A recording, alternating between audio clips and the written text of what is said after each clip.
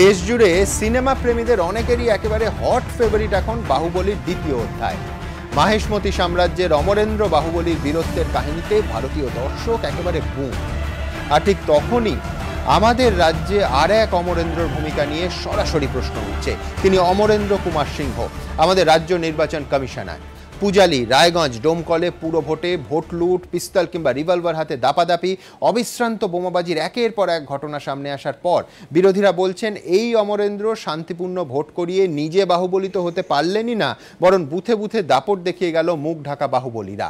উপরন্তু ভোট সুষ্ঠু এবং অবাধ করতে না পারলেও বিরোধীদের সঙ্গে দেখা করে তাদের অভিযোগগুলো শোনার সময়ও বার করতে পারলেন না এ রাজ্যের এই 2017 অমরেন্দ্র।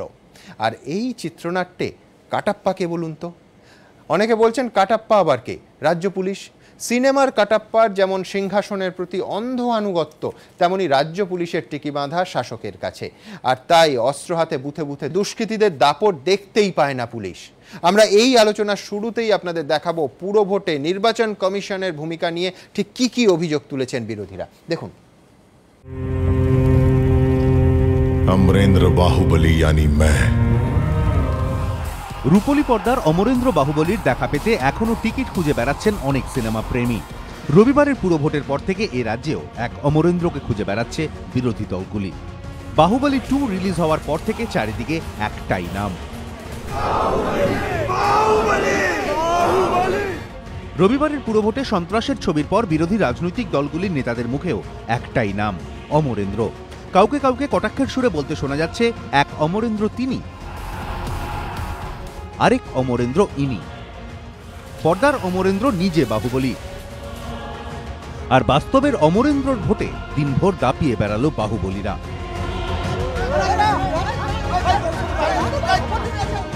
পর্দার অমরেন্দ্র শপথ নিয়েছিলেন রাজ্যের জন্য প্রাণ দিতে হলেও তিনি পিছু হটবেন না। अमरेंद्र बाहुबली यानी मैं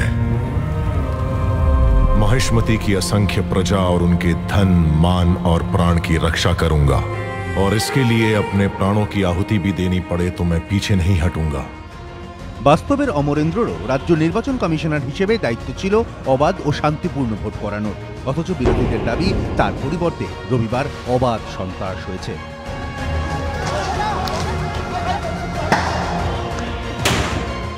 এই নির্বাচন হয়নি কথাটা বলার জন্য যে মেরুদণ্ড লাগে, সেই মেরুদণ্ড নির্বাচন কমিশনের আছে কিনা তিনি প্রমাণ দেবেন। এই নির্বাচন কমিশনের ভয়ে কাটা, কারণ সরকার বলে দিয়েছে আমরা যা বলবো সে অনুযায়ী নাচতে হবে, কেঁচো হয়ে আছে ভয়ে। পর্দার অমরেন্দ্র বাহুবলী রাজমুকুট পাননি, কিন্তু নেতৃত্ব ও কর্তৃত্বের গুণে রাজ্যবাসীর মনের সিংহাসন জুড়ে ছিলেন তিনি। কিন্তু বিরোধীদের দাবি রাজ্য নির্বাচন কমিশনার অমরেন্দ্র কুমার সিংহ না দিয়েছেন নেতৃত্ব, না দেখাতে পেরেছেন কর্তৃত্ব। নির্বাচন কমিশন তো একটা মানে দন্তবিহীন একটা বাঘও না, সেটা বিড়ালও না, সে তো দেখা করতে ভয় পায়। রাজ্য নির্বাচন কমিশনের নেতৃত্বে যে ইলেকশন হচ্ছে সেটা সবকটা এরকম ভোট লুট হচ্ছে, প্রহসন হচ্ছে। ইলেকশন কমিশন নয়, এটা মমতা কমিশন হয়ে গেছে। শাসক অবশ্য কৌশলে রাজ্য নির্বাচন কমিশনারের ভূমিকা নিয়ে কিছুই বলছে না। নির্বাচন কমিশনের ভূমিকা নিয়ে প্রশ্ন হচ্ছে, বিরোধীরা যাচ্ছেন দেখা করছে না, দরজা বন্ধ। এটা তার ব্যাপার, আমি এটা রাজ্য নির্বাচন কমিশন সম্পর্কে এটা বলবো না। কিন্তু দেখা গেছে যে মানুষের দরবার ছেড়ে দিয়ে হাইকোর্টের দরবার আর রাজ্য কমিশনের দরবারে এই বিরোধীরা যাচ্ছিল, এখন বিজেপি তাদের মাথায় আছে। এক অমরেন্দ্র ইতিমধ্যেই বক্স অফিসে মেগা হিট, বিরোধীদের চোখে আরেক অমরেন্দ্র সুপার ফ্লপ। যদিও তিনি নিজে কি মনে করছেন তা চেষ্টা করেও জানা যায়নি, কারণ তিনি অন্তরালে। এবিপি আনন্দ। রাজুকে দিয়ে শুরু করব। রাজু, রাজ্য নির্বাচন কমিশনের এবং কমিশনারের কাজকর্ম নিয়ে অভিযোগ, এটা এ রাজ্যে নতুন নয়। বিধাননগর পুরো ভোটের দিন 2 ঘন্টায় 22 জন সাংবাদিক মার খেয়েছেন, ভূভারতে কোনোদিন ঘটেনি। কিন্তু সুশান্ত রঞ্জন উপাধ্যায়কেও ছাড়িয়ে গেলেন অমরেন্দ্র কুমার সিংহ।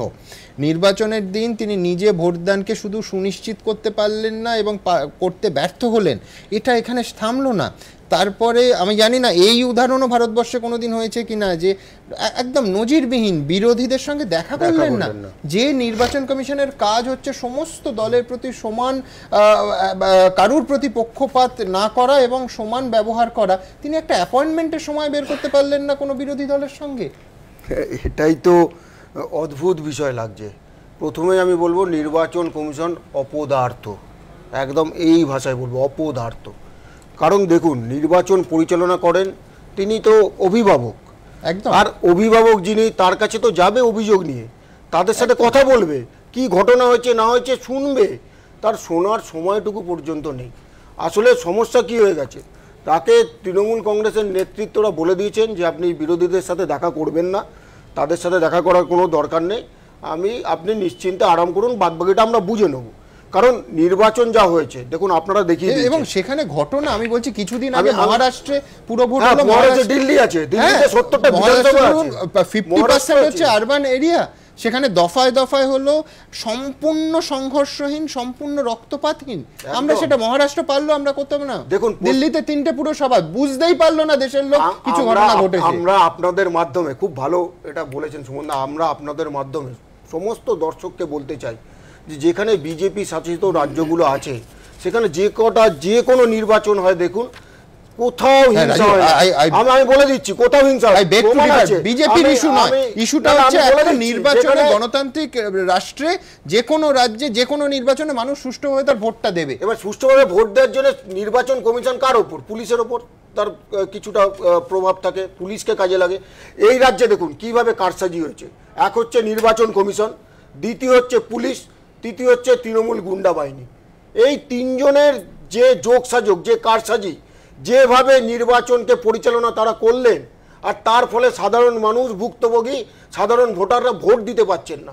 এই পরম্পরা চলে এসছে পশ্চিমবঙ্গের বুকে। আমি তার জন্য বলছিলাম, আমরা ভারতীয় জনতা পার্টি যে রাজ্যে আছি, যেরকম দিল্লির কথা বললেন, মহারাষ্ট্রের কথা বললেন, আমরা আপনাদের মাধ্যমে দর্শকদের বলছি যে আমরা ভারতীয় জনতা পার্টি, আমরা ক্ষমতায় এলে এই রাজ্যে সুষ্ঠু নির্বাচন করব, একটা রক্তপাত হবে না, একটা অস্ত্র বেরোবে। আমি দেবনারায়ণ বাবুর কাছে যাব। দেবনারায়ণ বাবু, উদাহরণ তো প্রচুর দেয়া যায়। পূজালি 10 নম্বর ওয়ার্ড, পোলিং স্টেশন 22, তাতে মোট ভোটার হচ্ছে 688, 682টা ভোট পড়ে গেছে, 90%-এর বেশি। সে ঠিক 99% ইনফ্যাক্ট। গত বিধানসভা নির্বাচনে একটা খুন হয়েছিল, একটা হত্যাকাণ্ড, সেটা ডোমকলে। 2008-এর পঞ্চায়েত দেখুন 14টা খুন হয়েছিল ওই ডোমকলে। ডোমকল, রায়গঞ্জ, পূজালি, আশঙ্কা যে ছিল, মানে আমার মনে হয় এ রাজ্যের একটা বাচ্চা ছেলেও জানবে। আমি বলছি তো ইচ্ছাকৃত নির্লিপ্তি, যে আমি ব্যবস্থাটা নিলাম না, আমার কিছু কম্পালশন আছে, ওনারা বলবেন রাজনৈতিক কম্পালশন, আমি জানি না, কিন্তু আমি নির্বাচন কমিশনকে দেখলাম কার্যত ঠুটো জগন্নাথ হয়ে বসে থাকতে। আমি প্রথমে, আজকে আমাদের প্যানেলে মাত্র 4 জন। আমি রাজুকে বলছি দয়াপূর্বক, এখানে অনেক নেই তো, তুমি তোমার কথার মধ্যে আমি কিছু সবাই যথেষ্ট সময় পাবে, আমার কথাটা বলি। দেবনারায়ণ দাজু একটু মানে মেরে ধরিয়ে দিতে না, ধরিয়ে দিও, আমি তোমার তো ধরাই শুরু তো করুন। হ্যাঁ, ধরাই দিন, প্রথম বলতে না, আমি সুমন বাবু যেরকম এইভাবে সময় কাটিয়ে লাভ নেই, বলুন উত্তর দিন। সুমন বাবু যে প্রত্যেকটা কথার আগে বাহুবলী দিয়ে অ্যানালজি করলেন, আমার অ্যানালজিটা হচ্ছে এখানে 115 বছর আগে George Bernard Shaw maxim and revolution বইতে লিখেছিলেন, the man will learn from experience, that man never learn anything from experience. আপনি নারদার সাথে বার্নার্ড শ, আপনি আমি বুঝতে পেরেছি, আমি মুশকিল হয়ে যাচ্ছে, আমার উদ্ধৃতি কথাটা খালি হয়ে গেল, ধার করতে পারবো না। আমি কথাটা বলি, কামিং টু দ্য পয়েন্ট। না, আমি বলছি, উনি বলছেন তখনকার সময় 100 বছরের অনেক আগে, যে আমরা অভিজ্ঞতা দিয়ে জানি যে মানুষ অভিজ্ঞতা দিয়ে কিছুই শেখে না। এই জিনিসটা আজকে আপনার পক্ষেই বলছি, যে আজকে এই সাংবাদিক মারা, এ তো আজকে নয়, সাংবাদিক মারা এই যে পক্ষে বলতে হবে না, আপনার পক্ষে সবাই বলবে না, বিহার নির্বাচন কেন বলছি না, আমি বক্তব্য রাখছি, আমি তো এই জিনিসটাকে কন্ডেম করছি, এই ধরনের নির্বাচন উচিত না। কিন্তু সরকার বদলের ডাক না, আমি আপনাকে বিরোধীর বিষয় নয়, আপনার ঠিকই আছে, আপনার সঙ্গে বলতো, কিন্তু প্রশ্নটা হচ্ছে এটা হয়ে আসছে, এবং আপনি একটু আগে বললেন আসছে বলে কি হবে না, হবে না, হয় না, এটা 100 বছর, এই জন্য মানুষ ভোট দিয়েছিল। 100 বছর আগে শোনো, বিশ্ব বাংলার কথা না, বিশ্ব বাংলার কথা মমতা ব্যানার্জি বলছে, আজকে সারা বিশ্বে বিশ্ব বাংলা তুলে আনবে, এই গণতন্ত্র ছবি সারা বিশ্বে দেখাবে। অদ্ভুত কথা বলছেন আপনারা বলুন না, সরাসরি কন্ডেম করছেন বলে আবার কিন্তু যোগ করছেন। কি হয়েছে, ওই পরম্পরা চলবে, তাহলে মানুষ পরিবর্তন করেছিল, পরম্পরার কথা হচ্ছে। না, আমার কথা শেষ হয়নি, ও কথা তো ও যদি বলে, আমার বক্তব্য, আপনি একটা বললে ভূ ভারতে হয়নি, 1984 সালে 14ই জুন 51 দিন ধর্মঘট পর 32 জন আনন্দবাজার কর্মী আহত হয়েছিল। মানে কি না তার মানে আপনি বলছেন ভোটের 22 জন 2 ঘন্টায় 22 জন আপনি উদাহরণ করছেন না আপনি তা নয়, এটা প্রথম হচ্ছে তাই আমি এটাকে মানছি না, কিন্তু আপনি প্রশ্ন হচ্ছে অতীত হয়েছে, এটাকে আমি সমর্থন করছি না, অতীত হয়েছে কিন্তু এটা হওয়া উচিত না। আমি প্রথমেই তো বলছি অতীত হয়েছে বলে এখন হবে কেন? বলুন 75 সালে এটা হবে কেন? দেবনাথ বাবু 75 সালে ভারতবর্ষে এমার্জেন্সির সময় যা হয়েছে বলুন সবগুলো ঠিক? না না এটা না ঠিক নয়, আপনি বলুন নিশ্চয়ই ঠিক, এখনো আমরা এমার্জেন্সি চালাতে পারি বলুন নিশ্চয়ই ঠিক নয়। আরে নিশ্চয়ই ঠিক, কিসের সঙ্গে কি? কিন্তু আমার প্রশ্ন যে এই জিনিসগুলো আমি তো দেখছি এইটা পরপর পরম্পরা আপনি রেখে দিন যে এমার্জেন্সির সময় যেরকম গণতন্ত্র বিপন্ন হয়েছিল এখন নয়, ব্যাস খুশি থাকুন। না না আমার প্রশ্ন এই জিনিসটা আজকে পিস্তল রিভলভার হাতে লোকে না আমার প্রশ্ন উচিত প্রশ্নটা তো ঘটছে, এবার ঘটা শুধু আমি একসঙ্গে বলছি যে ঘটনাগুলো ঘটছে, আমার প্রশ্নটা এটা মোটা পুরনো রেফারেন্সও দেখাবো, আমি দেখাবো না না আপনি তাতে খুশি হতে পারেন, আমি দেখাবো।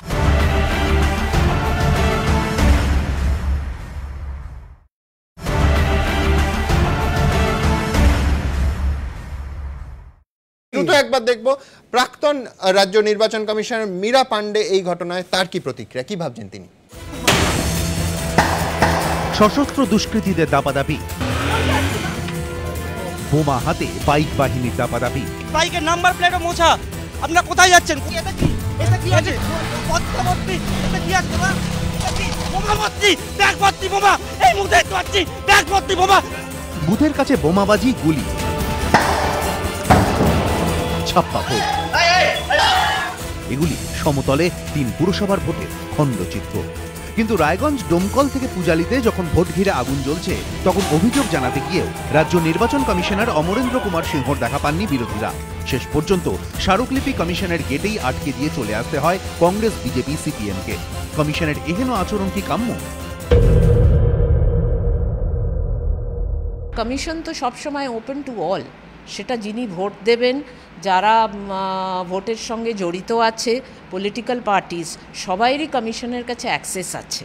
যে কোনো একটা কাজ করতে গেলে সবাইয়ের সঙ্গে কথা বলে সব সার্কামস্ট্যান্সেসটা জেনে তারপরে ডিসিশন নিলে হয়তো ডিসিশনটা আরও ঠিক মতন নেওয়া যায়। 2013 মীরা পান্ডে যখন রাজ্য নির্বাচন কমিশনার তখন পানিহাটিতে পুরভোটে গন্ডগোলের খবর পেয়ে ছুটে গিয়েছিলেন তিনি। কিন্তু রবিবার 7 পুরসভার ভোটে সন্ত্রাসের সময় ঘটনাস্থলে যাওয়া তো দূরের কথা, দিনভর কোনো রাজনৈতিক দলের সঙ্গে দেখা পর্যন্ত করেননি বর্তমান রাজ্য নির্বাচন কমিশনার অমরেন্দ্র কুমার সিংহ। কোথাও প্রবলেম হচ্ছে, মারামারি হচ্ছে বা অশান্তি হচ্ছে, তাতে যে সব সময় ছুটে গেলেই যে তার সমস্যার সমাধানও হবে সেটাও নয়। কিন্তু অনেক সময় মনে হয় যে স্পটে গিয়ে দেখলে সেটাকে কি হয়েছে এক্স্যাক্টলি বুঝতে সুবিধে হয়। রাজ্য নির্বাচন কমিশনের ভূমিকায় অত্যন্ত ক্ষুব্ধ লোকসভার প্রাক্তন অধ্যক্ষ সোমনাথ চট্টোপাধ্যায়। কোন রকম সাহস থাকলে এরম হতো না। তারা হয়তো চাকরি রাখতে ব্যস্ত, কিংবা তারা অত্যন্ত ভীত, কিংবা তারা সরকারকে খুশি রাখবার জন্য তারা কাজ করছেন। তো সেই রকম লোককে বাঁচা হলে তাই হবে। সবচেয়ে বড় পৌরসভা ভারতবর্ষের মধ্যে মুম্বাইতে, সেখানে তো একটা অভিযোগ আসে। এমনকি বিরোধীরাও রাজ্য নির্বাচন কমিশনারের ভূমিকায় অসন্তোষ প্রকাশ করতে গিয়ে টেনে এনেছেন মীরা পান্ডের কথা। এর আগেও তো ওখানে মীরা পান্ডে বসেছে, মীরা পান্ডেদেরকে একটু অনুসরণ করুক। কিন্তু বর্তমান রাজ্য নির্বাচন কমিশনারের ভূমিকায় বিরোধী থেকে সংবিধান বিশেষজ্ঞদের একাংশ অত্যন্ত অসন্তুষ্ট হলেও মীরা পান্ডে এখনও আশাবাদী। অনেকেই প্রশ্ন করছেন, মাত্র 7টি পুরসভার ভোটেই এই সন্ত্রাস হলে বছর ঘুরলে পঞ্চায়েত ভোটে কি হবে? মীরা পান্ডের আশা, তখন নিশ্চয়ই নির্বাচন কমিশন সঠিক সিদ্ধান্ত নেবে। নিশ্চয়ই রাজ্য নির্বাচন কমিশন সেই রকম সব স্টেপস নেবেন যেটা তারা মনে করছে প্রয়োজনীয় এবং দরকার, যাতে ফ্রি অ্যান্ড ফেয়ার ভোটিং হতে পারে। তবে রবিবার এই ছবি দেখার পর বিরোধীরা কিন্তু রাজ্য নির্বাচন কমিশনারকে নিয়ে বিন্দুমাত্র আশার আলো দেখছেন না। দীপক ঘোষ, কৃষ্ণেন্দু অধিকারী ও কমল কৃষ্ণ দে, এবিপি আনন্দ।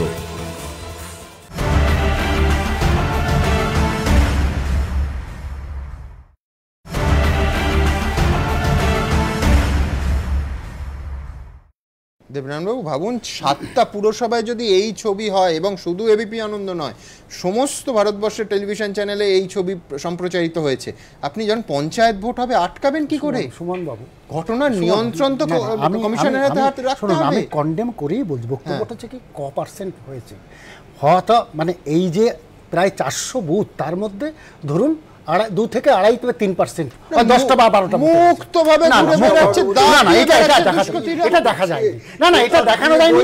আমি সারাদিন টিভি দেখেছি, আমি সামনে দিচ্ছি, না না আপনি হিসাব করে দেখুন, আপনি 10-12টা আমি তো দেখেছি, কিন্তু আমার কোনো বুথই হয় না। না দেবনারায়ণবাবু, কোনো বুথই হয় এই পার্সেন্টেজটাই তো আপনি পাহাড়ে দেখাতে পারবেন না। না না, বাবা বাবা, একই রাজ্যে পাহাড়ে যেখানে সেন্ট্রাল ফোর্স ছিল সেখানে হবে না, এখানে কেন হবে? প্রশাসনের বার্তা। কিন্তু দেবনারায়ণবাবু বলছেন প্রশাসনের ব্যর্থতা। আমি দ্রুত একবার দেখাবো কে এই অমরেন্দ্র কুমার সিংহ। দেখুন, জীবনানন্দ দাশ লিখেছিলেন, পৃথিবীতে নেই কোনো বিশুদ্ধ চাকুরি। এই কথাটাই কি এখন হাড়ে হাড়ে টের পাচ্ছেন রাজ্য নির্বাচন কমিশনার অমরেন্দ্র কুমার সিংহ? নাকি আইএএস হিসেবে দীর্ঘ চাকরি জীবনের শেষে তাকে যখন রাজ্য নির্বাচন কমিশনারের পদ উপহার দেওয়া হয়েছিল তখনই তিনি ভালোভাবে বুঝে গিয়েছিলেন যে কি করতে হবে তাকে? রবিবার 7 পুরসভার ভোটে বোমা গুলি চলার পর নিন্দুকদের অনেকেই কটাক্ষের সুরে এই প্রশ্নই ছুড়ে দিচ্ছেন। তাদের বিশ্বাসযোগ্যতা বলে আর কিছু নেই। নির্বাচন কমিশনকে স্বীকার করতে হবে যে এটা ভোট হয়নি। রবিবার ভোটের পর বিরোধী দলগুলির অভিযোগ শোনার প্রয়োজন পর্যন্ত বোধ করেননি বর্তমান রাজ্য নির্বাচন কমিশনার অমরেন্দ্র কুমার সিংহ। শোনা তো দূরে থাক, দেখাটুকুও করেননি। বিরোধীদের প্রশ্ন, অবসরের পর বর্তমান সরকার তাকে রাজ্য নির্বাচন কমিশনারের পদে বসিয়েছে, এটা মাথায় রেখেই কি আনুগত্যের প্রমাণ দিচ্ছেন অমরেন্দ্র? কেন্দ্রীয় বাহিনী দিয়ে ভোট করানোর জন্য রাজ্য সরকারের সঙ্গে চরম সংঘাতের পথে হেঁটেছিলেন মীরা পাণ্ডে, সুপ্রিম কোর্ট পর্যন্ত গিয়েছিলেন। তারপর যাকে রাজ্য নির্বাচন কমিশনারের পদে বসায় সরকার, সেই সুশান্ত রঞ্জন উপাধ্যায় অবাধ ও সুষ্ঠু ভোট করাতে সক্ষম না হলেও একসময় কিছুটা রুখে দাঁড়ানোর চেষ্টা অন্তত করেছিলেন, না পেরে ছেড়ে দিয়েছিলেন পদ। কিন্তু বিরোধীদের দাবি, বর্তমান রাজ্য নির্বাচন কমিশনার অমরেন্দ্র কুমার সিংহের আমলে কমিশন কার্যত অস্তিত্বহীন হয়ে পড়েছে। এই আমলেই ভোট না করিয়ে শুধুমাত্র প্রশাসক বসিয়ে পুরসভা চালানোর প্রবণতাও বেড়েছে। हमने राज्य चुनाव आयोग को पहले ही बता दिया था कि इस प्रकार की हिंसा की संभावना है, वहाँ पर बम एकत्रित हो रहे हैं। आप पुलिस से छापा लगाई तो राज्य चुनाव आयोग, पुलिस प्रशासन और टीएमसी तीनों एक साथ मिलकर वहाँ चुनाव लड़ रहे। तो वहाँ चुनाव तो हुए नहीं, चुनाव के नाम पर बुथ कैप्चरिंग हुई है। শাসক অবশ্য এ নিয়ে বিরোধীদের কটাক্ষ করছে। তা তো লড়াইয়ের ময়দানেই নেই। তারা খুঁজছে কি করে হাইকোর্টে যাওয়া যায়, কি করে কোর্টে যাওয়া যায়, তারা খুঁজছে কি করে কমিশনের দ্বারস্থ হওয়া যায়। অমরেন্দ্র কুমার সিংহ 1982 ব্যাচের আইএএস।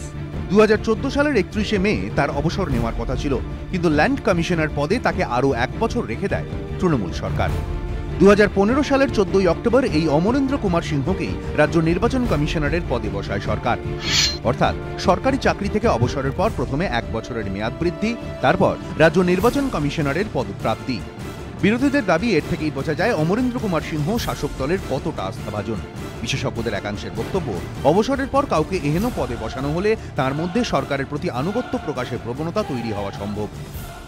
তার মানে নয় যে একজন তার চাকরি 2 বছর বাড়লো কি 3 বছর বাড়লো বলে সে তো কারোর পদানত হয়ে থাকবে না। সে যখন ইলেকশন কমিশনের কাজ নেবে, সে তো ইলেকশন কমিশনের কাজটা করবার জন্য তো হবে, চাকরি রাখাটাই তো মূল উদ্দেশ্য হতে পারে না। এইসব অফিসাররা যারা নিযুক্ত হচ্ছেন তাদের নিজেদের স্বার্থের জন্য তারা নিযুক্ত হচ্ছেন। তারা সরকারি নিয়মকে পরোয়া করে না, এরা নিজেদের সুবিধা স্বার্থের জন্যে পদলোহন করছে সরকারকে, এবং এই ধরনের অফিসারকে এই ধরনের পোস্টে থাকা উচিত নয়। রাজ্য নির্বাচন কমিশনার লক্ষাধিক টাকা বেতন পান, 24 ঘন্টার জন্য গাড়ি, 1500 unit phone call free, 1000 unit বিদ্যুৎ ফ্রি।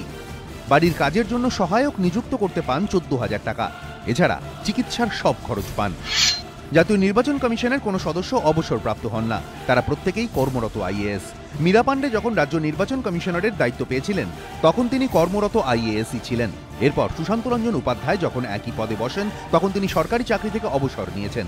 অমরেন্দ্র কুমার সিংহের ক্ষেত্রেও একই ব্যাপার। কিন্তু নানা মহলে প্রশ্ন হলো, কেন জাতীয় নির্বাচন কমিশনের মতো এক্ষেত্রেও শুধুমাত্র কর্মরত অফিসারকেই রাজ্য নির্বাচন কমিশনারের পদে বসানো হবে না? দীপক ঘোষ ও কৃষ্ণেন্দু অধিকারী, এবিপি আনন্দ। পার্থবাবু, অনেকে বলছেন যে অবসরের পর প্রাইজ পোস্টিং পেলে নাকি এই ধরনের ল্যাপসেস থাকতে পারে। আমি সেই দিকে যাচ্ছি না। পুরনো উদাহরণের কথা বলছিলেন দেবনারায়ণবাবু। আমি পাশাপাশি দুটো সাল রাখছি, একটা 1990, একটা 95। দুটোই কলকাতা পুরো ভোট, এবং নির্বাচনের সময় 90 সালে আমরা দেখেছিলাম মুচিপাড়া থানার ওই ব্যাংক অফ ইন্ডিয়া এলাকায় তুমুল তাণ্ডব, এবং 48 নম্বর ওয়ার্ডে সেবার তাপস রায়, এখন তৃণমূল কংগ্রেসের বর্ষিয়ান বিধায়ক, 50 নম্বর ওয়ার্ডে প্রদীপ ঘোষ, নীলু ঘোষ হেরে গেছিলেন, আপনাদের মানু চৌধুরী জিতেছিলেন 48 নম্বর ওয়ার্ড থেকে। পুলিশ চুপ করে দাঁড়িয়েছিল। কুখ্যাত সমাজবিরোধী, একদম নাম করে আনন্দবাজার পত্রিকায় সেই ছবি প্রকাশিত হয়েছিল, বন্দুক হাতে তারা ঘুরে বেরিয়েছিল। ঠিক 5 বছর পর আমার স্ট্রিটের মতো এই রাস্তার ছবিটা কিভাবে পাল্টে যায় যদি পুলিশ প্রশাসন।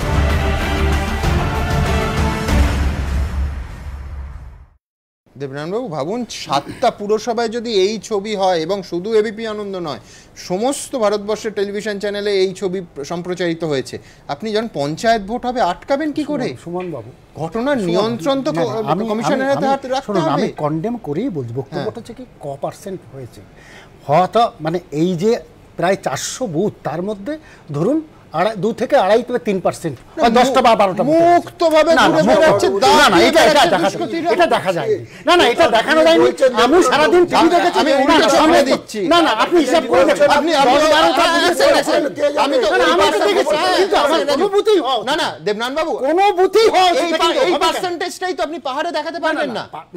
বাবা বাবা, একই রাজ্যে পাহাড়ে যেখানে সেন্ট্রাল ফোর্স ছিল সেখানে হবে না, এখানে কেন হবে? প্রশাসনের বার্তা। কিন্তু দেবনারায়ণবাবু বলছেন প্রশাসনের ব্যর্থতা। আমি দ্রুত একবার দেখাবো কে এই অমরেন্দ্র কুমার সিংহ। দেখুন, জীবনানন্দ দাশ লিখেছিলেন, পৃথিবীতে নেই কোনো বিশুদ্ধ চাকুরি। এই কথাটাই কি এখন হাড়ে হাড়ে টের পাচ্ছেন রাজ্য নির্বাচন কমিশনার অমরেন্দ্র কুমার সিংহ? নাকি আইএএস হিসেবে দীর্ঘ চাকরি জীবনের শেষে তাকে যখন রাজ্য নির্বাচন কমিশনারের পদ উপহার দেওয়া হয়েছিল, তখনই তিনি ভালোভাবে বুঝে গিয়েছিলেন যে কি করতে হবে তাকে? রবিবার 7 পুরসভার ভোটে বোমা গুলি চলার পর নিন্দুকদের অনেকেই কটাক্ষের সুরে এই প্রশ্নই ছুড়ে দিচ্ছেন।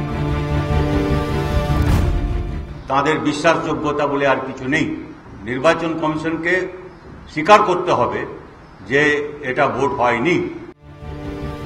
রবিবার ভোটের পর বিরোধী দলগুলির অভিযোগ শোনার প্রয়োজন পর্যন্ত বোধ করেননি বর্তমান রাজ্য নির্বাচন কমিশনার অমরেন্দ্র কুমার সিংহ। শোনা তো দূরে থাক, দেখাটুকুও করেননি। বিরোধীদের প্রশ্ন, অবসরের পর বর্তমান সরকার তাকে রাজ্য নির্বাচন কমিশনারের পদে বসিয়েছে, এটা মাথায় রেখেই কি আনুগত্যের প্রমাণ দিচ্ছেন অমরেন্দ্র? কেন্দ্রীয় বাহিনী দিয়ে ভোট করানোর জন্য রাজ্য সরকারের সঙ্গে চরম সংঘাতের পথে হেঁটেছিলেন মীরা পাণ্ডে, সুপ্রিম কোর্ট পর্যন্ত গিয়েছিলেন। তারপর যাকে রাজ্য নির্বাচন কমিশনারের পদে বসায় সরকার, সেই সুশান্ত রঞ্জন উপাধ্যায় অবাধ ও সুষ্ঠু ভোট করাতে সক্ষম না হলেও একসময় কিছুটা রুখে দাঁড়ানোর চেষ্টা অন্তত করেছিলেন, না পেরে ছেড়ে দিয়েছিলেন পদ। কিন্তু বিরোধীদের দাবি, বর্তমান রাজ্য নির্বাচন কমিশনার অমরেন্দ্র কুমার সিংহের আমলে কমিশন কার্যত অস্তিত্বহীন হয়ে পড়েছে। এই আমলেই ভোট না করিয়ে শুধুমাত্র প্রশাসক বসিয়ে পুরসভা চালানোর প্রবণতাও বেড়েছে। हमने राज्य चुनाव आयोग को पहले ही बता दिया था कि इस प्रकार की हिंसा की संभावना है, वहाँ पर बम एकत्रित हो रहे हैं। आप पुलिस से छापा लगाई तो राज्य चुनाव आयोग, पुलिस प्रशासन और टीएमसी तीनों एक साथ मिलकर वहाँ चुनाव लड़ रहे थे। वहाँ चुनाव तो हुए नहीं, चुनाव के नाम पर बुथ कैप्चरिंग हुई है। শাসক অবশ্য এই নিয়ে বিরোধীদের কটাক্ষ করছে। তা তো লড়াইয়ের ময়দানেই নেই। তারা খুঁজছে কি করে হাইকোর্টে যাওয়া যায়, কি করে কোর্টে যাওয়া যায়, তারা খুঁজছে কি করে কমিশনের দ্বারস্থ হওয়া যায়। অমরেন্দ্র কুমার সিংহ 1982 ব্যাচের আইএএস। 2014 সালের 31শে মে তার অবসর নেওয়ার কথা ছিল, কিন্তু ল্যান্ড কমিশনার পদে তাকে আরও 1 বছর রেখে দেয় তৃণমূল সরকার। 2015 সালের 14 অক্টোবর এই অমরেন্দ্র কুমার সিংহকেই রাজ্য নির্বাচন কমিশনারের পদে বসায় সরকার। অর্থাৎ সরকারি চাকরি থেকে অবসরের পর প্রথমে 1 বছরের মেয়াদ বৃদ্ধি, তারপর রাজ্য নির্বাচন কমিশনারের পদপ্রাপ্তি। বিরোধীদের দাবি, এর থেকেই বোঝা যায় অমরেন্দ্র কুমার সিংহ শাসক দলের কতটা আস্থাভাজন। বিশেষজ্ঞদের একাংশের বক্তব্য, অবসরের পর কাউকে এহেন পদে বসানো হলে তার মধ্যে সরকারের প্রতি আনুগত্য প্রকাশের প্রবণতা তৈরি হওয়া সম্ভব। তার মানে নয় যে একজন তার চাকরি 2 বছর বাড়লো কি 3 বছর বাড়লো বলে সে তো কারোর পদানত হয়ে থাকবে না। সে যখন ইলেকশন কমিশনের কাজ নেবে, সে তো ইলেকশন কমিশনের কাজটা করবার জন্য তো হবে। তো চাকরি রাখাটাই তো মূল উদ্দেশ্য হতে পারে না। এইসব অফিসাররা যারা নিযুক্ত হচ্ছেন তাদের নিজেদের স্বার্থের জন্য তারা নিযুক্ত হচ্ছেন, তারা সরকারি নিয়মকে পরোয়া করে না, এরা নিজেদের সুবিধা স্বার্থের জন্যে পদলোহন করছে সরকারকে, এবং এই ধরনের অফিসারকে এই ধরনের পোস্টে থাকা উচিত নয়। রাজ্য নির্বাচন কমিশনার লক্ষাধিক টাকা বেতন পান, 24 ঘন্টার জন্য গাড়ি, 1500 unit phone call free, 1000 unit বিদ্যুৎ ফ্রি। বাড়ির কাজের জন্য সহায়ক নিযুক্ত করতে পান 14,000 টাকা। এছাড়া চিকিৎসার সব খরচ পান। জাতীয় নির্বাচন কমিশনের কোনো সদস্য অবসরপ্রাপ্ত হন না, তারা প্রত্যেকেই কর্মরত আইএএস। মীরা পাণ্ডে যখন রাজ্য নির্বাচন কমিশনারের দায়িত্ব পেয়েছিলেন তখন তিনি কর্মরত আইএএসই ছিলেন। এরপর সুশান্ত রঞ্জন উপাধ্যায় যখন একই পদে বসেন তখন তিনি সরকারি চাকরি থেকে অবসর নিয়েছেন। অমরেন্দ্র কুমার সিংহের ক্ষেত্রেও একই ব্যাপার। কিন্তু নানা মহলে প্রশ্ন হলো, কেন জাতীয় নির্বাচন কমিশনের মতো এক্ষেত্রেও শুধুমাত্র কর্মরত অফিসারকেই রাজ্য নির্বাচন কমিশনারের পদে বসানো হবে না? দীপক ঘোষ ও কৃষ্ণেন্দু অধিকারী, এবিপি আনন্দ। পার্থবাবু, অনেকে বলছেন যে অবসরের পর প্রাইজ পোস্টিং পেলে নাকি এই ধরনের ল্যাপসেস থাকতে পারে। আমি সেই দিকে যাচ্ছি না।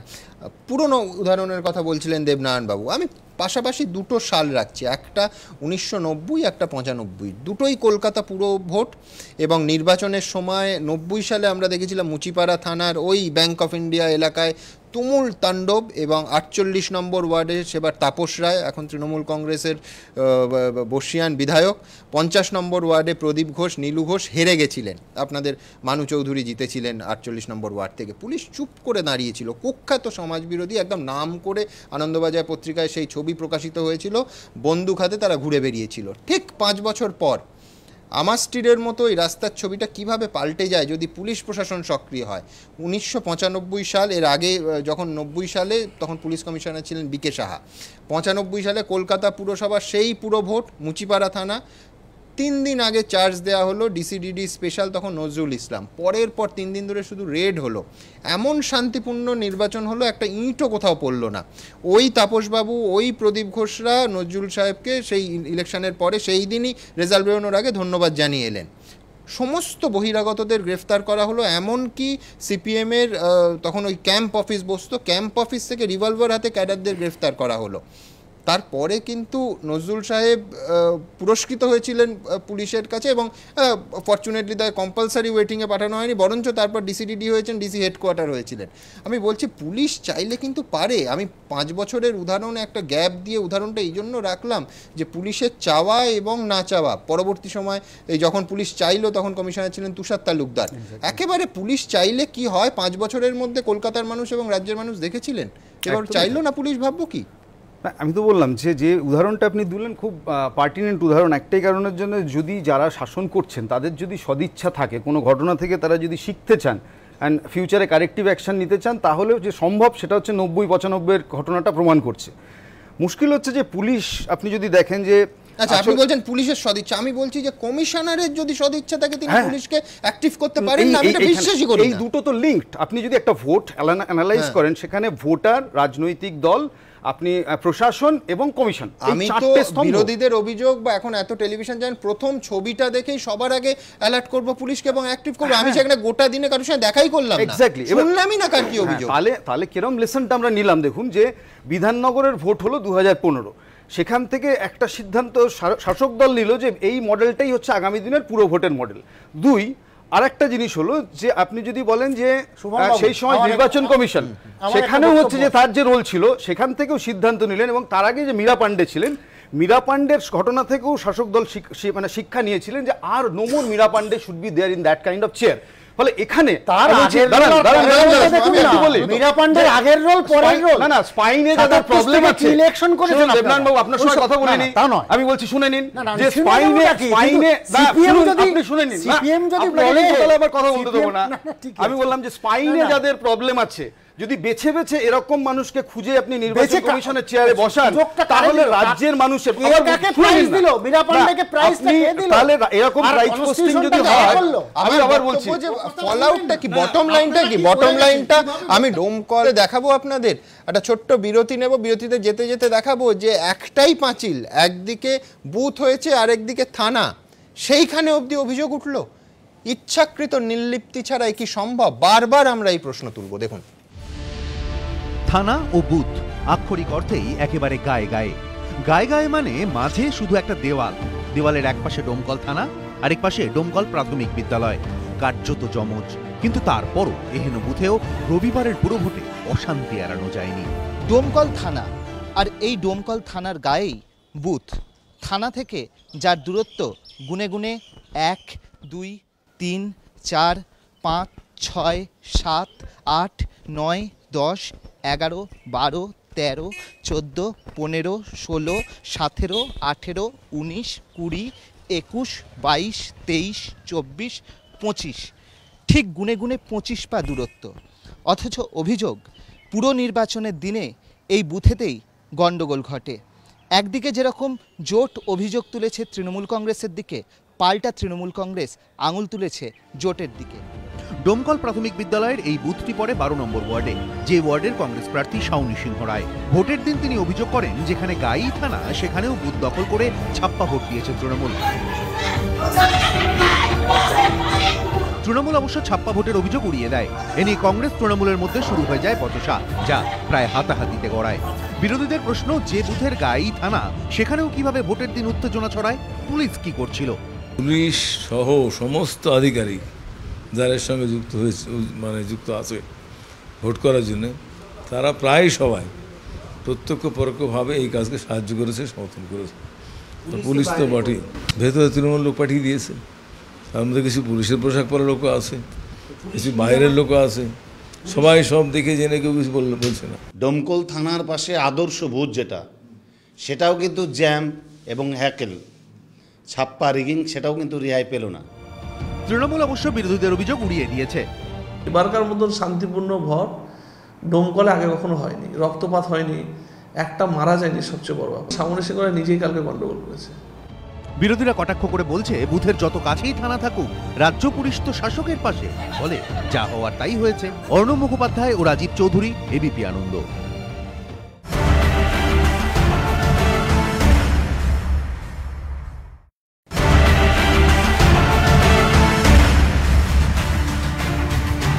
এই মুহূর্তে আমার সঙ্গে রয়েছে আমাদের দুই প্রতিনিধি পার্থ প্রতিম ঘোষ এবং অর্ণব মুখোপাধ্যায়।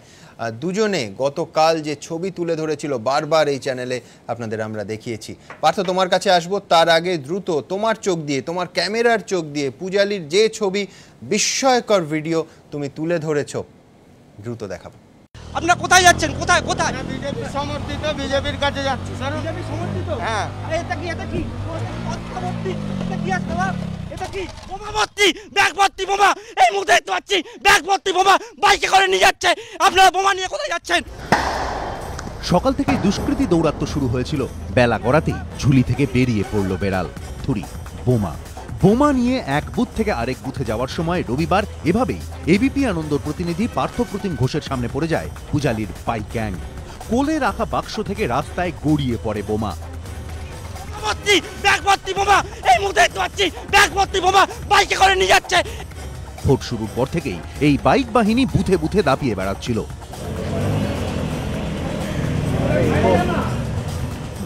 চলছিল বোমাবাজি, গুলি, ইভিএম ভাঙচুর। 9 নম্বর ওয়ার্ডে তাণ্ডবের পরই এই দুষ্কৃতীদের পিছু ধাওয়া করি আমরা। অবশেষে 10 নম্বর ওয়ার্ডের দক্ষিণ পাড়ায় পৌঁছে দেখা মেলে বাইক গ্যাংয়ের। সেখানে তখন পরের বুথের ব্লুপ্রিন্ট তৈরি হচ্ছে। পিঠে উইকেট নিয়ে বাইক নিয়ে কোথায় যাচ্ছেন? বলছি আপনারা কোথায়, কোন দল থেকে এসেছেন? এই যে উইকেট এখানে কেন? উইকেট দাদা, এই উইকেট কেন? উইকেট নিয়ে কোথায় যাচ্ছেন দাদা? উইকেট নিয়ে কোথায়? এই যে বাইকের নাম্বার প্লেটও মোছা। এবিপি আনন্দ সাংবাদিক এবং ক্যামেরা দেখে মুখ ঢাকা বাইক আরোহীরা তখন পালাতে পারলে বাঁচে। তড়িঘড়ি বাইক ঘোরাতে গিয়েই একজনের কোল থেকে পড়ে যায় বাক্স, ঝুলি থেকে বেরিয়ে পড়ে বেড়াল।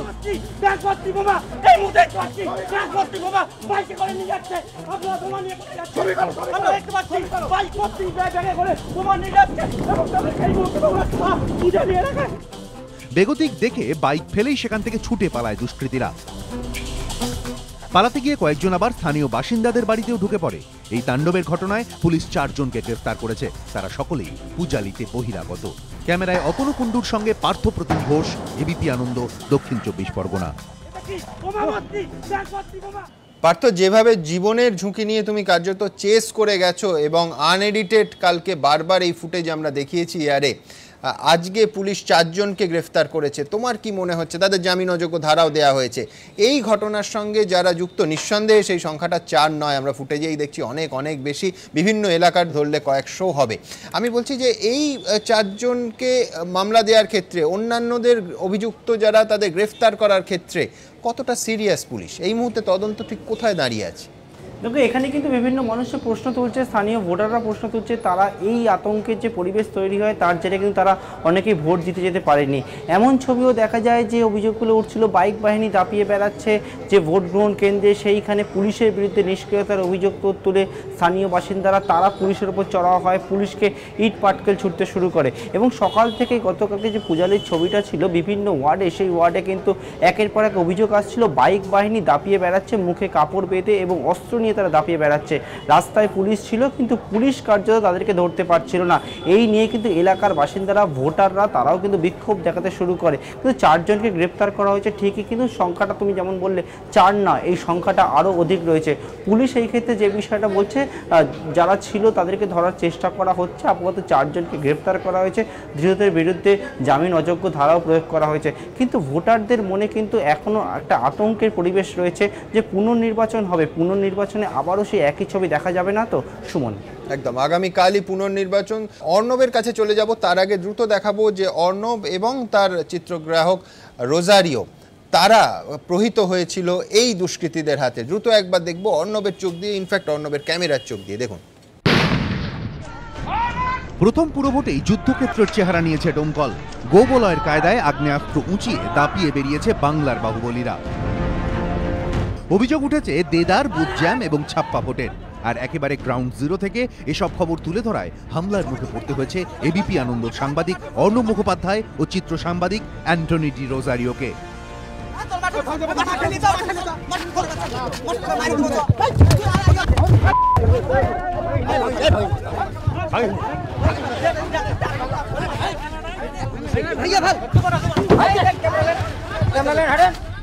রবিবার ভোট শুরুর পরই জিতপুরা হরিডোবা নতুনপাড়া প্রাথমিক বিদ্যালয়ের বুথে ছাপ্পা ভোটের অভিযোগ ওঠে। খবর সংগ্রহের জন্য সেখানে পৌঁছন সাংবাদিক অর্ণব মুখোপাধ্যায় এবং চিত্র সাংবাদিক অ্যান্টনি ডি রোজারিও। তখনই আচমকা তৃণমূল সমর্থক পরিচয় দিয়ে সেখানে উদয় হয় একদল দুষ্কৃতী।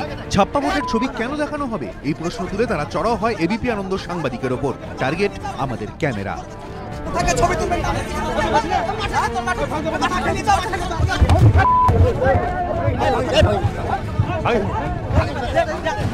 ক্যামেরা কেড়ে নিতে চিত্র সাংবাদিক রোজারিওর মুখে মারা হয় এলোপাথারি ঘুষি, মাটিতে ফেলে চলে কিল, চর, ঘুষি।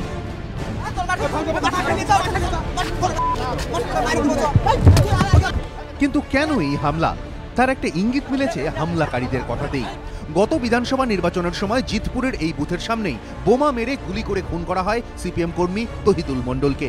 শনিবার পুরো ভোটের আগের দিন তহিদুলের বাড়িতে যান আমাদের প্রতিনিধি অর্ণব মুখোপাধ্যায়। রবিবার হামলার সময় সেই প্রসঙ্গও টেনে আনে দুষ্কৃতীরা।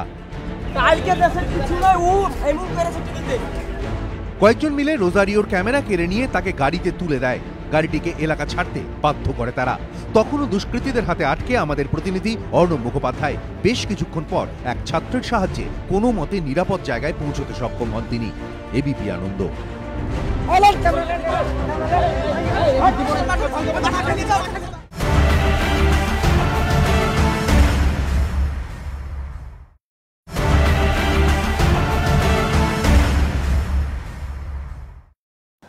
অর্ণব, আমি যেরকম এই অনুষ্ঠানের শুরুতেই বলছিলাম যে ডোমকল এমন একটা জায়গা যেখানে গত নির্বাচনে, গোটা বিধানসভা নির্বাচনে 2016 একটা মৃত্যুর ঘটনা হয়েছিল ওই ডোমকলে। 2008 পঞ্চায়েত নির্বাচন 14 জনকে মারা যেতে হয়েছিল। রক্তক্ষয়ী একটা ডোমকলে নির্বাচন হয়। তুমি যে ছবি তুলে ধরেছো কালকে প্রাণের ঝুঁকি নিয়ে, সেই ছবিও মারাত্মক। এই মুহূর্তে ডোমকল থেকেও 4 জনকে গ্রেফতার করা হয়েছে, কিন্তু সেখানে কতটা সিরিয়াসলি তদন্ত করা হচ্ছে যে কালকে এই সন্ত্রাসের আবহ কারা তৈরি করলো? দেখো, সকাল থেকেই আমাদের কাছে খবর আসতে শুরু করতে থাকে যে বিভিন্ন জায়গায় ডোমকলের, অর্থাৎ বর্তনাবাদ, সেই সঙ্গে হচ্ছে শাখালিপাড়া, মামুদপুর, এই সমস্ত জায়গায় বোম পড়ছে। বিভিন্ন জায়গায় আমরা যেটা দেখেছি যে আগ্নেয়াস্ত্র হাতে বিভিন্ন দুষ্কৃতীরা ঘুরে বেড়াচ্ছে, এটা কিন্তু সকাল থেকেই চোখে পড়ছিল।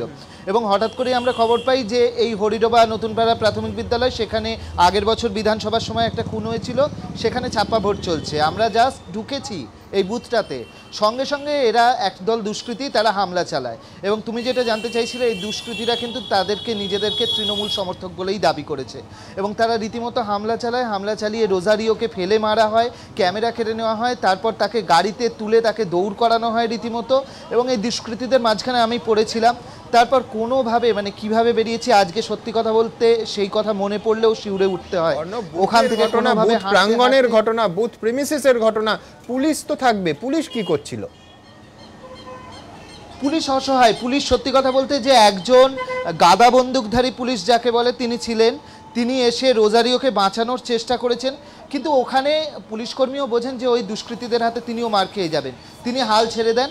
ফলে হচ্ছে খুব স্বাভাবিকভাবে এই গন্ডগোল হয়েছে। লাস্ট অবধি একটা পুলিশের কনভয় সেটাকে হাত দেখিয়ে দাঁড় করানো হয়, তবে ওখান থেকে আমরা উদ্ধার পাই। এবং বেশিরভাগ বুথে এই লাঠিধারী সিভিক আর গাদা বন্দুকধারী পুলিশ, তাদের দিয়ে কিন্তু এই যে দুষ্কৃতী তাদের মোকাবিলা করা সম্ভব ছিল না এবং সেটাই হয়েছে যে ঘটনা ঘটেছে। ধন্যবাদ পার্থ, ধন্যবাদ অর্ণব। আমি অর্ণব যেটা বলছিল যে সবাই কালকে বিস্ময়করভাবে ক্যামেরার সামনে মাইক ধরলেই তাদের রাজনৈতিক পরিচয় গড়গড় করে বলে যাচ্ছিল, কিন্তু সেটা রাজনৈতিক পরিচয় প্রকাশ নাকি আসলে কৌশল করে রাজনৈতিক পরিচয় গোপন করা? দেখুন তো। রবিবার সকাল থেকে সমতলের 3 পুরসভায় দাপিয়ে বেরিয়েছে এই সশস্ত্র দুষ্কৃতীরা, হাতে উত্তত আগ্নেয়াস্ত্র, মুখ ঢাকা কাপড়ে। ভোটারদের দাবি কখনো একদল দুষ্কৃতী ছাপ্পা ভোট দিয়ে উল্লাস করতে করতে চলে গিয়েছে, পরক্ষণেই আবার আরেক দল এসে ইভিএম আছড়ে ফেলে ভেঙে দিয়েছে। কিন্তু এরা কারা, কে কোন রাজনৈতিক দলে? ক্যামেরার সামনে এক একজনের মুখে এক এক রকম কথা শোনা গিয়েছে। ডোমকলের এই সশস্ত্র ব্যক্তি যেমন দাবি করেছে সে তৃণমূলের। জোটপাটি মারছে, জোটপাটি মারছে বামটা আমাদের টিএমসি লোককে, আমরা চেষ্টা করছি প্রতিরোধ করা। আবার পূজালিতে সংবাদ মাধ্যমকে দেখে বোমা নিয়ে পালানোর সময় বাইক গ্যাংয়ের সদস্যদের প্রশ্ন করতেই মুখে উত্তর হাজির। আপনারা কোথায় যাচ্ছেন? কোথায় কোথায়? বিজেপি সমর্থিত, বিজেপির কাছে যাচ্ছি স্যার। হ্যাঁ। কখনো আবার পরিচয় জানতে চাইলেই গলায় শোনা গিয়েছে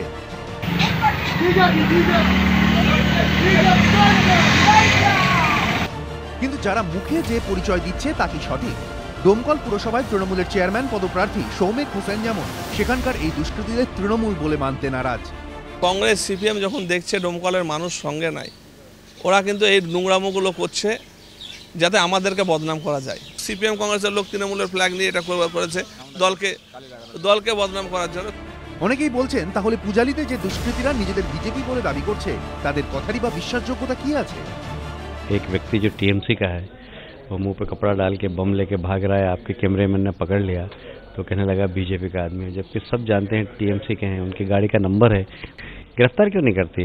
টিএমসির গুন্ডারা বিজেপি ঝান্ডা লাগিয়ে কোথাও কোথাও জয় শ্রীরাম বলে আক্রমণ করেছে যাতে বিজেপিকে বদনাম করা যায়। পূজালিকাণ্ডে সোমবার 4 জনকে গ্রেফতার করেছে পুলিশ। এরা হলো ক্যানিয়ের বাসিন্দা শাহাদাত সর্দার, জয়নগরের বাসিন্দা সাদ্দাম মিস্ত্রি এবং বিষ্ণুপুরের বাসিন্দা ইমরান শেখ এবং সুরজ শেখ। এরা কি কোনো রাজনৈতিক দলের সঙ্গে জড়িত জানতে সোমবার সকালে আমরা প্রথমে গিয়েছিলাম ধৃত সুরজের বাড়িতে। শুনুন সুরজের মা বাবা কি দাবি করছেন। কাল ওখানে স্যার ও দর্জির কাজ করে, এবার কাজ করতে গেছে, আমরা জানি স্যার কাজে গেছে, তো কাজে যায়নি, ওই সেই গন্ডগোল হয়েছে স্যার, ওখানে গেছে। ছেলে এমনি শখই স্যার এখন টিএমসি করে, আমরাও টিএমসি করি। এরপর ইমরানের রাজনৈতিক পরিচয় জানতে তার বাড়িতেও যাই আমরা। যেটুকু জানি যে তৃণমূল করে বলে আমি জানি। যদিও তৃণমূলের দাবি এই দুষ্কৃতীরা তাদের দলের নয়। যে বিজেপি এই রাজ্যে শিশুদের তরোয়াল নিয়ে রাস্তায় নামায়, প্রতিদিন প্রভোগ করে, প্ররোচনা দেয়, উত্তেজনা ছড়ায়, এটা তাদেরই কাজ। এটা আসলে মাথাটা হচ্ছে বিজেপির, পার্শ্ব চরিত্রে অভিনয় করেছে কিন্তু সিপিএম এবং কংগ্রেস। অনেকে বলছেন দুষ্কৃতীদের কোনো দল হয় না, এটা যেমন ঠিক তেমন এটাও সত্যি যে দুষ্কৃতীদের কাজে লাগায় দলই, আর সেটা কোন দল তার নেই দরজা। কৃষ্ণেন্দু অধিকারী ও পার্থপ্রতিম ঘোষ, এবিপি আনন্দ। দেবনারায়ণ বাবু কিন্তু বলতেই পারেন যে বিজেপির একদম পরিষ্কার বলছেন যে বিজেপির লোক, আবার জয় শ্রীরাম স্লোগানও দিচ্ছে। আমরা তো বলছি গ্রেফতার করুক না, ফুটে যায় না না, আমার দুটো গ্রেফতার করুক, তার বাড়িতে গেছে। আচ্ছা প্রশ্ন শুনে নি, আমি একটু বলি। না না, পূজারিতে দুটো কাণ্ড ঘটেছে, আমরা যে টিভিতে দেখছি। একটা হচ্ছে কারণ নাকি ছাপ্পা ভোট দিচ্ছে, আর একজন যে ভেঙে চুরমার করে দিচ্ছে। দুটো তো এক পার্টি হয় না। একটা ছাপ্পা ভোট দিয়ে চলে গেল, আর একবার এসে ভেঙে দিল, তাহলে দুটো জিনিস তো এক হয় না। এটা কন্ট্রাডিক্টরি। প্রশ্ন হচ্ছে কি বিজেপি কিভাবে খেলছে, এইটা হচ্ছে প্রশ্ন। বিজেপি কিভাবে খেলছে, বিজেপির কাছ থেকে শুনে নিন রাজু। আপনি কিছুদিন আগে বর্ধমানে দেখেছেন হাউসগ্রামে বোমা বিস্ফোরণ হলো, সেই বোমাগুলো কেন বানানো হয়েছিল পার্থবাবুকে জিজ্ঞেস করুন। এই নির্বাচনের কাজে লাগানোর জন্য অস্ত্রের কথা বলছে, রামনবমীর অস্ত্রের কথা বলছে। সেই অস্ত্র শস্ত্র কাদের? ঠাকুরের হাতে থাকে। আপনাদের হাতে তো আমি বোমা না পিস্তল নিয়ে বলছি। আচ্ছা আমি মইদুলের কাছে এবার আসতেই হবে। এটাই তো কথা। একটা যাবে তো দেবনাথ না, শুনুন, বারবার পুলিশের কথা উঠছে এখানে, বারবার পুলিশের কথা উঠছে এখানে।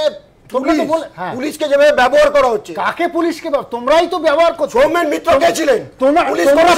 তোমরা সিবিআই কে সরিয়ে দেওয়া হলো, নির্বাচনে ভালো কাজ করেছো। কাকে করছো? আমরা দেখেছি এখানে দেবাশিস ব্যবহার করছো, আমরা দেখেছি নগেন্দ্র ত্রিপাঠী করে দেবে, কাকে পাঠিয়ে দেওয়া হয়েছে। তারা ভালো কাজ করছে।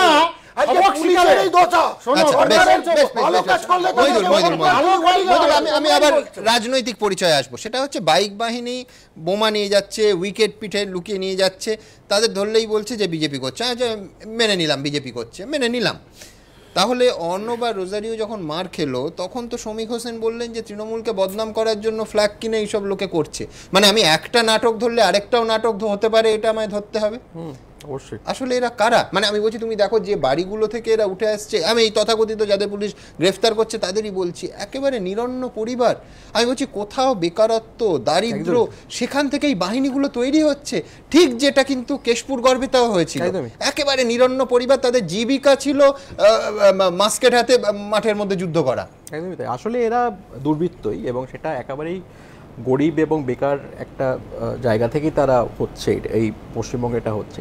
এখানে বলার সময় একটা বলা হচ্ছিল, রাজুদা বলছিলেন যে বিজেপি শাসিত যে রাজ্যগুলোতে, এটা কিন্তু ওই বিজেপি শাসিত অবিজেপি শাসিত ব্যাপারটা নয়। আপনি ধরুন যে মধ্যপ্রদেশ, ঝাড়খণ্ডে আগে ইলেকশন হয়েছে, আপনি পূর্ব ভারত রক্তক্ষয় হয়েছে, পূর্ব ভারত না এটা রাজু ঠিক আছে, রক্তক্ষয় হয়েছে পূর্ব ভারত এবং দক্ষিণ ভারতের যদি রাজ্যগুলো দেখেন, তাহলে সেখানটায় আপনি দেখবেন যে ধরুন সেখানে তো বিজেপি শাসন সেখানে নেই, কিন্তু ধরুন সেখানে ভোট সুষ্ঠুভাবে হচ্ছে। বিহার কিংবা উড়িষ্যা কিংবা আপনি দক্ষিণ ভারতের তামিলনাড়ু কিংবা কেরালা কিংবা হচ্ছে আপনার অন্ধ্রপ্রদেশ, তেলেঙ্গানা, এসব জায়গাগুলোতে ভোট মোটামুটি সুষ্ঠুভাবে হয়। তার কারণটাই হলো যে পশ্চিমবঙ্গের যে স্পেসিফিসিটি, পশ্চিমবঙ্গের যে প্রেক্ষাপট, সেটাকে আগে আমাদের বুঝতে হবে। গত 20 বছর ধরে পশ্চিমবঙ্গে বিশেষ করে একটা সেকেন্ড জেনারেশন ল্যান্ড রিফর্ম সেখানে দরকার, সেটা হয়নি। অ্যাগ্রেরিয়ান ক্রাইসিস চলছে গ্রামেগঞ্জে, সেইটা হচ্ছে। চাষি হচ্ছে ফসলের দাম পাচ্ছে না, চাষি আত্মহত্যা বাড়ছে। এবার এটা কি করছে, এইটা থেকে এক ধরনের, এবং উল্টো দিকে আপনার ম্যানুফ্যাকচারিং সেক্টর, এখানে ইন্ডাস্ট্রি নেই। ম্যানুফ্যাকচারিং সেক্টর যে লেবার ইন্টেন্সিভ যে টেকনোলজি ধরে যে ইন্ডাস্ট্রি হওয়া উচিত ছিল, প্রচুর যেখানে শ্রমনিবিড় যে ধরনের, সেইটা হলো না। বামের একটা করতে ছিল যে একটা ধননিবিড় একখানা মানে ক্যাপিটাল ইন্টেন্সিভ টেকনোলজি এর, সাথে কিন্তু খুব বেশি এমপ্লয়মেন্ট হতো না। তৃণমূল এখন যেটা করার চেষ্টা হচ্ছে কোনো রকমের ডোলগুলোকে দিয়ে একটা সামলানো, কিন্তু ডোলগুলো দিয়ে তো আপনি পুরো এমপ্লয়মেন্ট জেনারেশন আপনার করতে পারছেন, আপনি বড় জোর একটা সামলাতে পারেন। আমার একটা আমি ক্লিয়ার করছি, এই জায়গাটা হচ্ছে সিস্টেমটা 34 যে সিস্টেমটা তৈরি করেছে, যে পরিবর্তনটা তাহলে পরিবর্তন সেভাবে সিস্টেমটা পরিবর্তন তোমার সঙ্গে একমত, সিস্টেম পরিবর্তন করতে পারেনি সম্পূর্ণ। যে একটা সিস্টেম যদি 34 বছর চলে থাকে, অত তাড়াতাড়ি পরিবর্তন হয় না। 32 বছর চলে গেছে, এইভাবে ভোটগুলো দেখেছি 2003 এ 2008 এ এইভাবে। আমি তো বলেছি 2011 ভুলে গেলেন। আমি বলছি রাজু কিছুক্ষণ আগে মহারাষ্ট্রের উদাহরণ দিচ্ছিল, কংগ্রেসকে সরিয়ে যখন বিজেপি ক্ষমতা দখল করলো, সে তো পালা বদল, এরকম 7টা পুরসভা নয়, গোটা রাজ্যের পালা বদল। আবার বিধানসভা চলেছে, বোমা চলেছে, আপনি আমায় দেখান। বিধানসভা আমি অ্যাড করতে চাই, পশ্চিমবঙ্গের স্পেসিফিসিটি দেখুন। পশ্চিমবঙ্গের রাজনীতির ওপর নির্ভর করা মানুষ নিজেদের জীবন জীবিকা রাজনীতির ওপর নির্ভর করে, এই অংশটা করে ফেলেছে। আর অন্য ভারতবর্ষ অন্য কথা, এই সিস্টেমটা রাজনীতির জন্য গৃহযুদ্ধ চালানো যায়। আমি কিন্তু একটা জিনিস পরিষ্কার বলতে চাই, সেটা হচ্ছে শুধু বিরোধী দল নয়, শুধু বিরোধী দল নয়, কালকে আক্রান্ত মানুষের তালিকায় সেখানে প্রিসাইডিং অফিসার আছে, পুলিশ কর্মী আছে, যারা রাজনৈতিক দলের সঙ্গে যুক্ত নন, কিন্তু কার্যত প্রাণ ভয় কেঁপেছেন। দেখুন হাতে কালি দিয়েছিল, দেখি বললো ভোট দেওয়া হয়ে গেছে, ভোট এটা পার্টির লোক, 3 নম্বর লোক হাতে কালি দিয়ে দিল, দিয়ে বললো বাড়ি যাও, ভোট হয়ে গেছে। তাই বললো এরা বাড়ি থেকে বেরিয়েছিলেন ভোট দিতে, কিন্তু গণতন্ত্রের উৎসবে অংশ নিতে পারেননি। বিরোধীরা কটাক্ষ করে বলছে, জোর যার ভোট তার। আমরা ওই ভোটের লাইনে ছিলাম, আর পিছন থেকে একদম বোমা মেরে মেরে আসছে ওরা, আর গুলি, মানে দুহাত দিয়ে সরে যান সরে যান সরে যান করে করে আমাদের তাড়াতাড়ি পালন করছে। ভোটের ছবি জমা দিলাম, দিয়ে বললো যে ভোটের ছবি নিল, দাগ মারলো হাতে, দিয়ে বললো যে ভোট হয়ে গেছে, বাড়ি চলে যা। আমি বললাম যে আমার ভোট আমি দেবো, বললো যে তোর ভোট দিতে হবে না, দেওয়া হয়ে গেছে, তো বাড়ি চলে যেতে হলো। আমি ভোট যেমন স্লিপ দিই, সব দিলাম, দেওয়ার পর দেখছি একজন দাঁড়িয়ে আছে ওখানে, দিয়ে আমাকে বলছে ভোট তৃণমূলে দিতে হবে। আমি তৃণমূলে ভোট দিব না, বেরিয়ে চলে এলাম, ওরা টিপে নিল। এসবই ভোটারদের অভিজ্ঞতা। আর যারা ভোট করালেন, ডোমকলের 95, 96 ও 97 নম্বর বুথের প্রিসাইডিং অফিসারদের অভিজ্ঞতাও ভয়াবহ। অভিযোগ, রবিবার তাদের মাথায় বন্দুক ঠেকিয়ে বুথ থেকে ইভিএম লুট করে নিয়ে যায় দুষ্কৃতীরা। আমাদেরকে পুলিশ ছিল যারা স্কট, তাদেরকে এদের 95-এ নিয়ে গেল, আপনারা এক ঘরে আসুন, এক ঘরে আসুন। ইভিএম এই ঘরে, এই দুষ্কৃতীরা আবার চলে এলো, এসে ইভিএম আর ব্যালট অন্যান্য কাগজপত্র ছড়িয়ে ছিটিয়ে দিয়ে এটা নিয়ে চলে গেল। তখন আমরা নিরাপত্তার অভাবে মানে ওই টেবিলের নিচে, বেঞ্চের নিচে ঢুকেছিলাম।